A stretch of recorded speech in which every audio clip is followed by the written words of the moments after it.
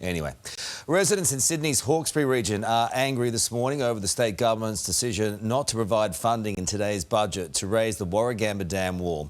We're joined by the Hawkesbury Mayor, Sarah McMahon, to discuss. Good morning, Mayor. Thank you for being with us. I've sat with you on the Today Show live from Windsor so many times. I've interviewed locals who have gone through so much pain repeatedly, 6 times in 3 years, over government inaction. And what we've got now, government inaction. Correct. How are you feeling? Well, our Hawkesbury community is traumatised by the floods and the devastation that we witness every single time a flood event happens. So to be abandoned by this really vital infrastructure is a letdown for our community. OK, so basically, and this has been discussed many times over many years, but raising that Warragamba Dam wall by 14 metres, it seemed to have government backing, or at least they were looking at it in a positive way during the floods. Correct. But now they've parked it.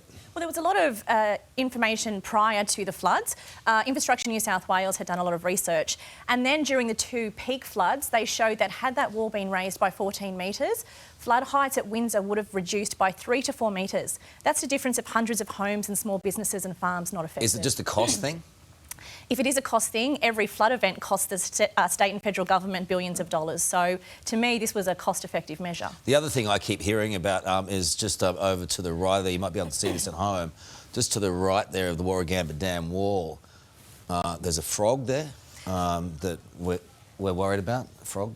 Well, our community is fed up with hearing that argument. Prioritising flora and fauna upstream instead of lives and livelihoods downstream is unacceptable. But what about the frogs, though?